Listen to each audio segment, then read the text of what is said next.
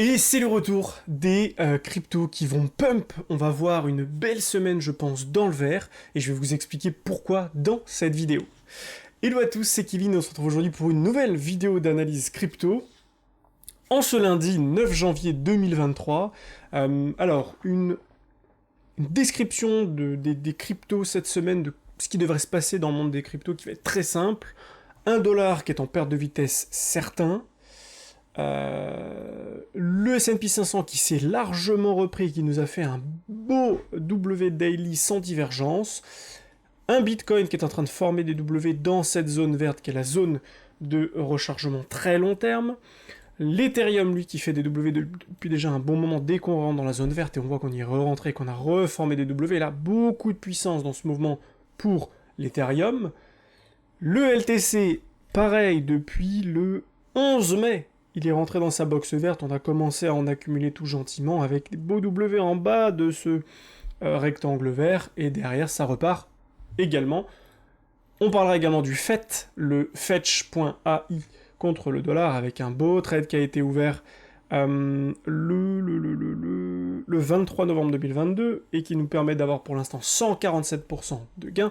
Et enfin, on parlera du Solana, dont j'avais déjà parlé lors d'une précédente vidéo, où j'ai dit que j'allais en commencer à en accumuler à la fin de ces mauvaises news, parce qu'on rentrait vraiment dans quelque chose de positif, et en plus de ça, qu'on avait ici, sur cette descente lente, de la divergence, et donc que j'allais commencer à en accumuler. C'est ce que j'ai fait ici sur cette bougie de ravalement haussière suite à ces divergences. On en a acheté globalement vers $12, entre du coup 11 dollars et 13 dollars.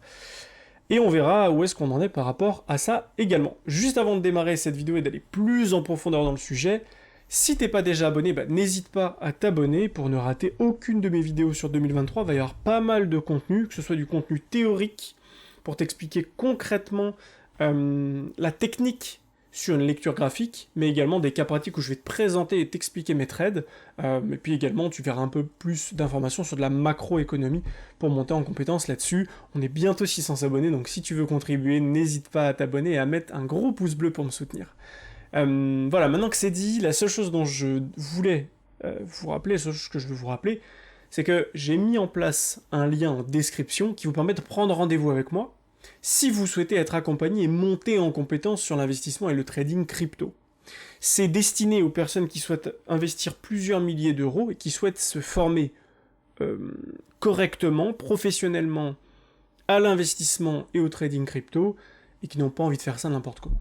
Maintenant que c'est dit, on va passer à l'analyse crypto. Alors, avant de démarrer dans les cryptos, important toujours de regarder ce qui se passe, sur le dollar. Le dollar et le S&P 500. Alors notre dollar, qu'est-ce qu'il a fait notre dollar ? Il a descendu globalement, il a descendu jusqu'ici, normalement, avec le MACD qui faisait que descendre. Et puis là on a vu le MACD qui décélérait, et le dollar qui continuait de baisser. Et donc à ce moment-là, je vous ai dit attention, en plus on a eu une bougie de ravalement haussière, donc on pourrait avoir soit un rebond du dollar, soit une temporisation et ne plus se passer grand-chose sur le dollar, et si c'est le cas, attention, parce qu'il ne se passera plus grand-chose non plus sur les cryptos. Donc attendez-vous à ce que vous ayez quelques jours où il ne se passe pas grand-chose. En plus de ça, je vous ai dit ça vers le 15 décembre, il y a eu les fêtes, donc il ne s'est pas passé grand-chose à ce moment-là. Et donc, on attendait de voir pour pouvoir annuler cette grosse divergence, faire ceci, tac, tac, c'est ce qu'on a fait ici. Ce qui est ultra intéressant pour nous, c'est que le dollar n'a pas pump. Donc, nos cryptos et nos actions ne sont pas allés super bas. Le S&P 500 n'a pas fait une grosse chute, les cryptos non plus. Maintenant, qu'est-ce qu'on voit ? On a corrigé, et là maintenant, dès maintenant, on fait déjà une bougie de ravalement baissière ici avec la grosse rouge, et on fait une grosse journée dans le rouge également aujourd'hui. Donc ça, c'est ultra positif pour les cryptos et pour le S&P 500. On va passer sur le S&P 500 et regarder, et qu'est-ce qu'on voit ? On voit qu'effectivement, sur le S&P 500, il s'est rien passé pendant plusieurs jours, comme le dollar. Ici, depuis le 15-16 décembre, j'avais dit globalement, le dollar, il va pas se passer grand-chose, voire le dollar va un peu monter. Donc, le S&P 500 et les cryptos devraient un petit peu descendre, puis consolider. Le S&P 500 est descendu et a consolidé. Et ensuite, grosse bougie de ravalement haussière, extraction vers le haut, ici, et pour former un gros W, et maintenant explosion à la hausse également. Et donc ici, bah maintenant l'objectif c'est de casser cette résistance. Je pense que cette fois-ci cette résistance va casser et qu'on va aller plus haut pour potentiellement un rallye contre-tendance jusque avril, peut-être même mai, globalement faire quelque chose comme ça. Avril-mai, ici, tac-tac, ensuite on recorrige et on redescend plus bas, et tout ceci sera positif pour les cryptos. Donc je pense qu'on va voir ça. Pour l'instant, en tout cas, c'est exactement ce que l'on pourrait voir. Ici, on avait... qu'est-ce qu'on peut voir? On peut voir là une grosse bougie normalement haussière, on est monté, on a retapé la trendline. Ici, on revient sur le MACD, pas grand-chose à dire, le mouvement est cohérent, on remonte, le MACD remonte, on repasse dans le vert, on est prêt à faire quelques bougies vertes maintenant.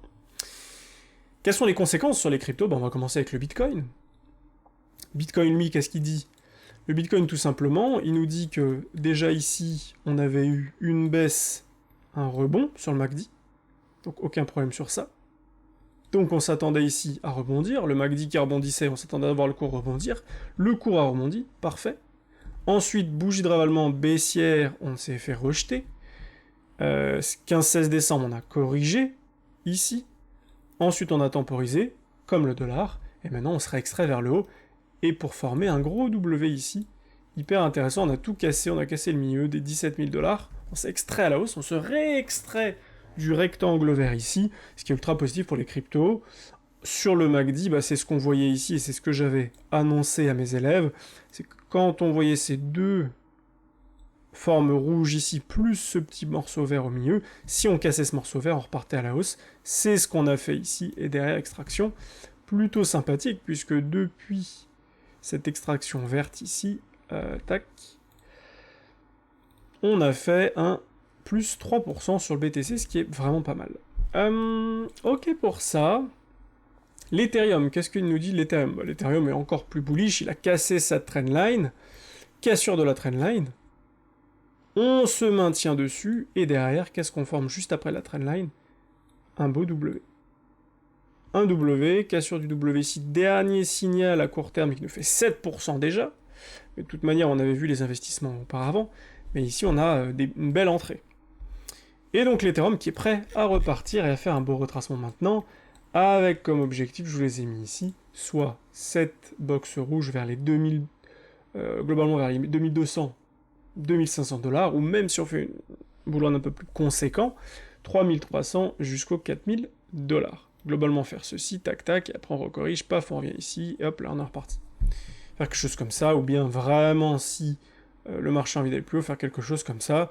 Ensuite on redescend, on vient chasser tout ce qu'il y a en dessous de ça, ou bien on se maintient, et tous ceux qui ont acheté ici redéfendent cette position. À voir, soit il va se passer ça, soit on va avoir quelque chose comme ça, on vient chasser en dessous, on vient faire un beau creux bien bas pour que tous ces gens-là se fassent défoncer et paniquent, et donc se mettent à vendre, et ensuite on repart. Donc l'Ethereum ultra bullish également, donc on annonce une belle semaine pour l'instant, BTC, ETH vraiment très bien, sur l'ETH également, on voit ici, tac tac tac, on redescend, on remonte, on redescend, et paf, beau W sur le MACD, ici beau W également, donc le mouvement est suivi par la puissance du mouvement du MACD, et ça c'est très positif. Je vous ai sélectionné le LTC, le FET et le Solana. Alors le LTC, j'aime bien en parler, parce que c'est un petit peu un de mes chouchous pour 2023, mais voilà ce que le LTC donne, c'est-à-dire qu'il a énormément corrigé, et actuellement, eh bien on est là. On est ici sur le LTC, on est dans cette box verte qui correspond au-dessous des 90% de retracement, ultra intéressant pour le LTC, puisqu'on voit qu'il tient parfaitement cette zone. Et derrière, le rebond extrêmement intéressant du LTC. Alors déjà ici, on voit qu'on a eu des divergences. Qu'est-ce qu'on peut voir également? La bougie la plus basse, c'est celle-ci. Là, paf, bougie d'allement haussière, juste là. Donc ici, il y avait un beau trade à prendre, juste ici. On prend un long, un stop en dessous de la structure, ce qui nous fait prendre 20% de risque. Donc 20% c'est beaucoup, donc qu'est-ce qu'on fait? On prend moins de capital, et derrière on laisse traîner, et actuellement on est à plus 62% de gain. Et sachant que pour ceux qui veulent faire de l'investissement, c'est différent. À ce moment-là, vous investissez par exemple ici sur cette belle annonce, le stop vous en mettez pas, et on vient juste faire un sort de DCA accéléré, et là on serait effectivement dans tous les cas à 62% de gain. Donc le LTC ultra bullish également, il nous reste ces dernières zones à péter en fait, globalement sur le LTC. Paf, ici et là. Donc il nous reste ça à casser, et clôture au-dessus serait vraiment magnifique. Mais on voit bon, que pour l'instant, par rapport au MACD, il nous manque un peu de force pour le faire. Peut-être encore 2-3 jours, voire un petit retracement avant de repartir. Si on regarde en termes de Fibonacci, ce serait complètement cohérent. Si on s'arrête ici, de revenir faire quelque chose comme ça à minima, ou bien même de revenir un peu plus profondément par ici, tac tac, et repartir. Mais le LTC est ultra intéressant à long terme. Pourquoi il est si intéressant que ça? Parce qu'il suit énormément les mouvements du BTC, et si on reproduit ce qu'il a déjà fait ici, on pourrait imaginer donc quelque chose comme ça, pour le LTC, rebondir vers les 260$, donc faire un x4, un peu moins, x3,5, et ensuite retracer à nouveau, et là, ensuite, pour le halving, mai 2024, paf, on repart et on est parti, pour tenter un nouvel ATH sur le LTC, ce qui nous ferait aller au-dessus des 600$, ce qui serait extrêmement intéressant.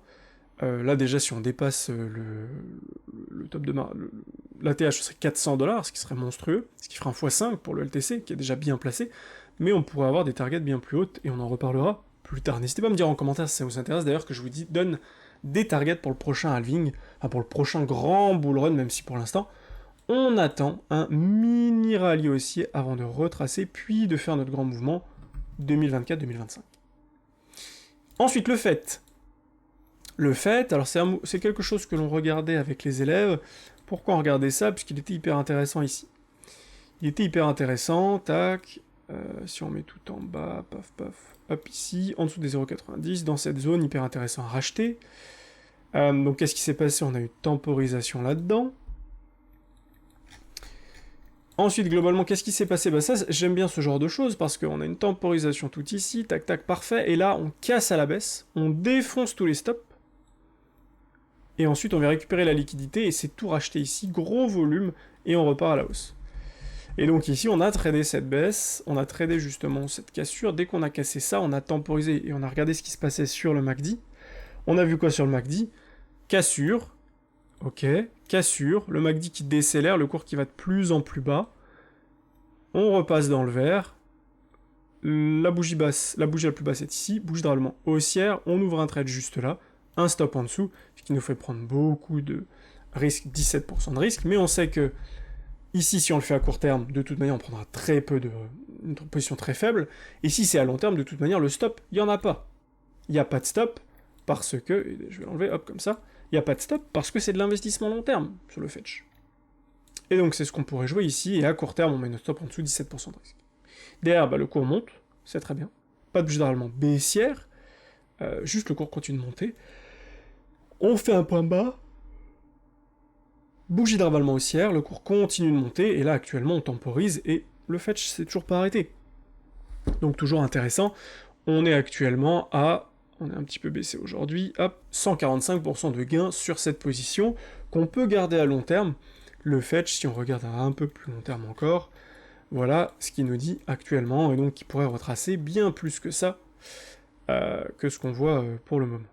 Donc on va mettre ça ici, ça, là, et on voit qu'effectivement, il pourrait retracer encore plus vers les 24 centimes, voire sur le fetch, les 35 centimes, on est actuellement à 15. Donc il pourrait encore aller chercher 54%, voire refaire un x2 par rapport à maintenant. Donc le fetch, hyper intéressant également. Enfin, pour terminer notre analyse de la journée, le Solana. Alors le Solana, quand on a eu la crise Solana, tout ça, là, je vous ai dit attention. Solana, c'est une crypto extrêmement performante et qui a montré beaucoup de preuves fondamentalement parlant, on en a beaucoup entendu parler, mais beaucoup de gens sont rentrés sur le Solana très tard. Et donc, c'était normal que le Solana, à un moment donné, se fasse casser la gueule. Qu'est-ce qui s'est passé? Le Solana est rentré dans sa box verte, c'est très bien. Finalement, avec Alameda Research et FTX, on a une petite bad news, énorme bad news, ce qui a fait chuter fortement le coin. Mais ce que l'on avait pu voir à ce moment-là, c'est qu'on avait point haut, bougie de rallement baissière, point haut, bougie de ravalement baissière, point haut, bougie de ravalement baissière, point haut, bougie de ravalement baissière, et ici, point haut, bougie de ravalement baissière. Donc ici, on pouvait sortir, voire même shorter le Solana. Ok, super. Donc si on regarde, on short, tac, on mettait notre stop ici. Notre stop juste au-dessus, 18% de risque. Encore une fois, on ne prend pas beaucoup de risque. Donc on met très peu une position très faible. Ici, on était à 60% de gain très rapidement. Mais imaginons qu'on n'ait pas shorté ici. Ce qu'on attendait derrière, c'est, ok, le marché chute violemment. Derrière, on attend la divergence, bougie la plus basse, bougie de ravalement haussière. Et là, ici, on prend notre trade. Et donc, bah, c'est ce qu'on a fait. On a ouvert notre position. Ici, on a 36%, 35% de gains actuellement. Mais là, le LTC, c'est une position pareille, à long terme, que je souhaite prendre et que j'accumule parce que le Solana pourrait se reprendre, et une fois que tout le monde pense que c'est terminado, pourrait remonter rapidement. On a cassé la trendline très long terme, et ici, maintenant, sur Solana, on a deux targets. Une target court terme qui pourrait nous ramener rapidement vers les 59 $. Donc par rapport à maintenant, bah, c'est facile, hein, on est encore sur du x2,5, ou bien carrément aller vers les 92 $. Ce qui peut nous intéresser du coup, c'est de faire une deuxième zone plus long terme et voir s'il y a des correspondances. Et on va regarder la zone des 0,382 est juste ici vers les 107 $. Les 107 $, à quoi correspond les 107 $? Bah, entre les 0,618 et les 0,786 moyen terme. Et donc c'est une zone qui pourrait être intéressante à revendre sur le Solana si jamais on y parvient avant le prochain halving. Globalement, d'ici mai 2023. Donc on va mettre ça ici et là. Voilà les targets sur le Solana qui peuvent être ultra intéressantes. Et donc on pourrait avoir quelque chose comme ceci sur Solana. Avec à nouveau une explosion ici. Derrière, pas forcément refaire ça, mais faire tac, on explose à la hausse, paf, on redescend, on accumule et là on repart. Et une fois qu'on a fait peur à tout le monde et que tout le monde est sorti là, là et là on réaccumule rapidement, tout le monde a peur, et là on est reparti, on annonce à tout le monde que la Chine a banni les cryptos, qu'on n'a plus le droit de faire de minage en Chine, etc., etc. Tout le monde a peur, le marché se casse la gueule une dernière fois, et ensuite c'est reparti. Après voilà, la logique, les élèves savent très bien de quoi je parle, on commence à l'accumuler, à la comprendre et à l'incorporer dans nos stratégies. Mais voilà globalement ce que je pouvais vous dire pour aujourd'hui. Donc une semaine que je pense plutôt très bullish pour les cryptos et pour les actifs risqués. Un petit peu à la vue de Tesla, j'ai travaillé Tesla avec un élève qui était exposé sur Tesla, donc on en a parlé. Globalement Tesla, voilà, nous a fait une 1, 2, 3, 4, 5, donc un développement classique en 5 vagues, le retracement A, B, C, avec peut-être une ABCDE à l'intérieur, mais globalement ABC, ici, et maintenant qu'est-ce qu'on voit? On s'est rapproché de notre box verte, qu'est-ce qui se passe juste ici?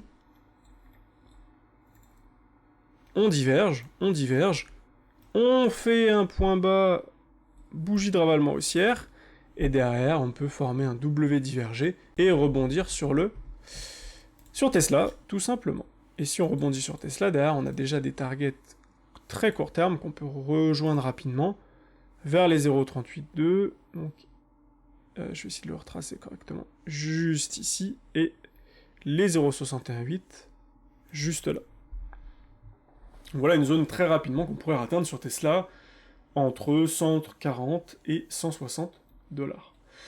Donc voilà, j'espère que cette vidéo vous a plu. Si c'est le cas, n'hésitez pas à liker la vidéo et à me dire en commentaire quelles sont les prochaines cryptos que vous voulez que j'analyse, ou tout simplement à me dire ce que vous en avez pensé. N'oubliez pas que le lien est dans la description pour prendre rendez-vous avec moi et pour savoir quelles sont les conditions pour me rejoindre en individuel et pour être suivi pendant 3 mois exclusivement avec moi en individuel et pour faire augmenter vos compétences d'investisseur et de trader crypto. C'était Kevin, je vous souhaite une belle journée et je vous dis à très vite pour une prochaine vidéo. Ciao ciao.